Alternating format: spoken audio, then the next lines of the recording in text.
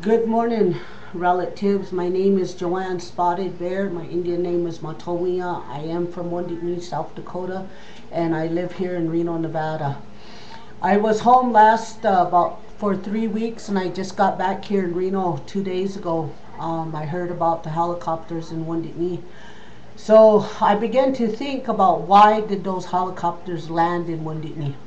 And this is what I'm thinking. I went to the tribal meeting in Pine Ridge, and I confronted the tribe about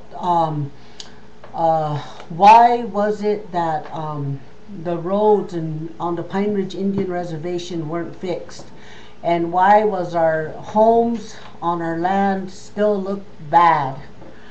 Why was it that Sioux Nation is selling high food prices, and yet there was no jobs, hardly any jobs on the Pine Ridge Indian Reservation.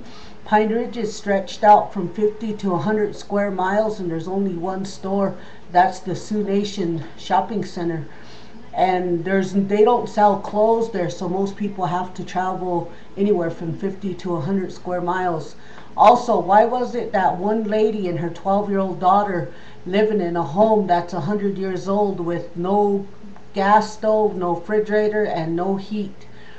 And why is it that they're selling FEMA trailers that they have gotten for free for $3,000? These things right here, they really bother me. The tribe didn't mention very much. They didn't say very much. They put their head down in shame. So I began to take pictures. I took pictures of all the Pine Ridge Reservation, but I realized that that's just not Pine Ridge that looks like this.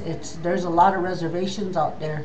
A lot of people on the grassroots level, they live like this. Another thing I said was shame on the tribe. Shame on them for letting our Oglala Lakota Tioshpa live like this. But it's not just our tribe who has drugs, alcohol, suicide, poverty, and genocide. It spells abuse by our tribe, but mainly by the federal government for not overlooking the tribe, where that money's going. So it's not about education no more. It's not about whether you know how to write or do math or not. It's simply just down low, no good, insecure people with a high education and nothing to do with it. They don't care about nobody, only themselves. They come here for freedom.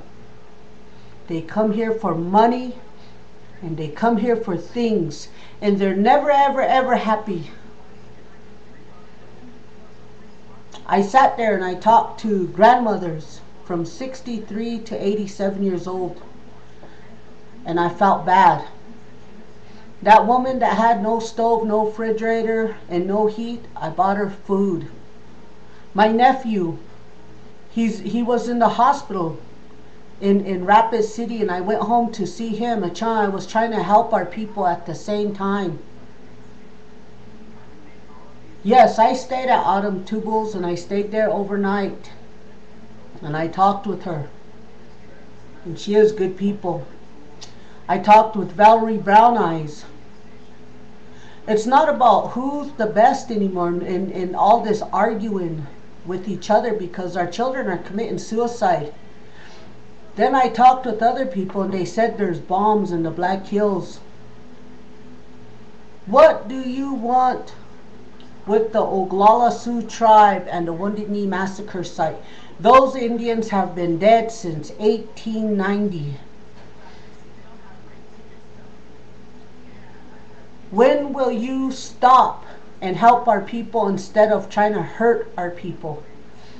Obama, you said you would help all 564 tribes November 9th, 2009, and you invited every single one of them to Washington, D.C., yet you put 3 Black Hawks. The government, whether it's South Dakota or your office, you put them in Wounded Knee. General George Armstrong Custer died in the Little Bighorn. Why are you doing that to our people? What for? What are you trying to prove? Our people are pitiful. They have barely anything at all, if nothing at all. And all they have is each other, where sometimes between 7 to 14 people live in one home. You didn't even bother to try to change that. Instead, you brought in 3 Black Hawks that are worth millions and millions of dollars. To prove what? To the world, to prove that you have 3 Black Hawks and Indians don't. Well, guess what? We have the grassroots people who do love us. 564 tribes I'm inviting up to Wounded Knee to help us to build up the Pine Ridge Indian Reservation, to give them incentive, the pride and dignity they respect. No matter how much education, that was the lack that you forgot for the Indian people, the grassroots people. We are the ones who build them Eiffel Towers, that White House that you sit in. The grassroots people are the ones who do the work. And only it's the 5% of the rich who make the choices. Now you better think about that pretty good, because those are pretty high numbers as far as I'm concerned. And that's not okay, to treat our people any kind of way just because you think you have what it takes to wipe out millions of people at one time. We put you in office because we thought you cared, not to get stepped on. That means our own tribal president as well. So I'd like to say thank you for this time. I'm not here to fight with you or battle with you, but simply state the truth. And I think that's something all of us need to hear, is the truth. Yeah, I'm uneducated. Yeah, I have a bad past. And yes, I'm not perfect. But at least I know where my heart stands when it comes to our Native Indian people and our children and our unborn, our elderlies and our Vietnam veterans who fought for you.